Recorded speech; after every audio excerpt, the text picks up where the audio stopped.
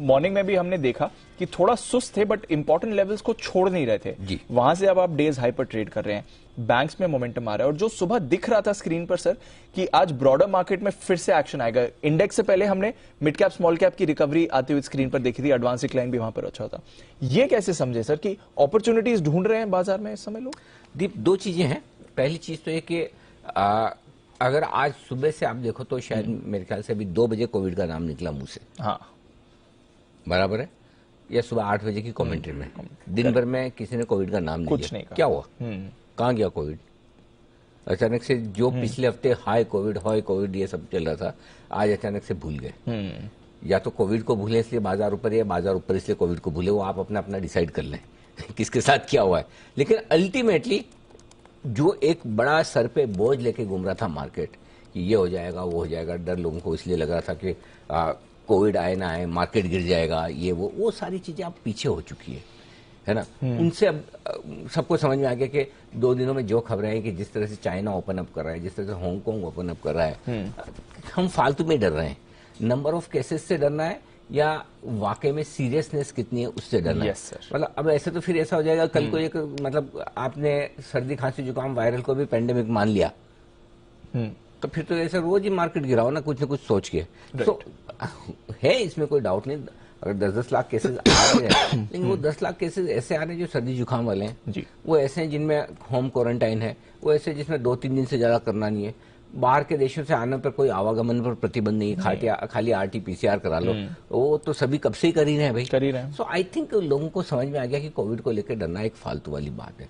रहा सवाल दूसरा हमारे बाजारों का शुरुआत होकर, अच्छी बात यह कल और आज में 2 दिनों में बाजारों में वो कि सारी की सारी तेजी स्क्रीन पर बन रही है और दिन भर बार बार बाजार खरीदने और बेचने दोनों का मौका दे रहा है। और जब बाजार है ना थोड़ा अनिश्चितता की स्थिति में हो, ठीक है, और दोनों तरफ के ट्रेडर्स को मौका दे और उसके बाद तेजी से बढ़े और दिन की ऊंचाइयों की तरफ आखिरी 1-1.5 घंटे में पहुंचे, तो वो ज्यादा ताकत है बजाय इसके कि आप गैप से खुलकर फिर और गैप से बढ़ते जाए। खराब सेंटीमेंट के बीच में आप नीचे से रिकवर होकर डे हाई पर बंद होते हैं, वो कल भी बाजार ने वो ताकत दिखाई और आज भी वही कोशिश कर रहा है, अब तक कामयाब है। सो अगर आखिरी 1.5 घंटे में किसी तरह का कोई अचानक से सेल ऑफ ना आए, जिसकी संभावना कम है, ना तो मैं अब बोलते ही नहीं, पिछले 5-7 दिनों से जिस तरह से वोलेटिलिटी बढ़ी है, बट संभावना कम है कि आपके लिए कोई बड़ा झटका लगे और धीरे धीरे आप मजबूती बनाने की कोशिश करेंगे। अब इस मजबूती वाली केस में दीप आप जो जहां पहुंचेंगे वो 18,175 हल्की फुल्की छोटी सी रुकावट है, खास नहीं, लेकिन 18,200 से 18,250 275 की रेंज है जहां पर निफ्टी पहुंचने की कोशिश करेगा।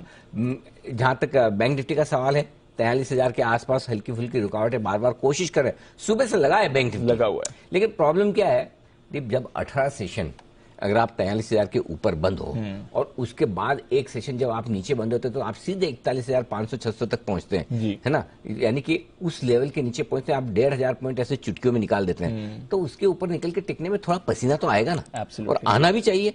एक बार हमने 43,000 के ऊपर का लेवल देखा भी बैंक निफ्टी में, लेकिन 43,000 के लेवल पर तो आज की क्लोजिंग अगर आपको 43,075, आपको याद होगा इसलिए मैं 43,075 बोल रहा था, आज का हाई आप देखें 43,035 का बैंक निफ्टी, तो 43,075 43,100 के ऊपर की क्लोजिंग मिल गई, शानदार है।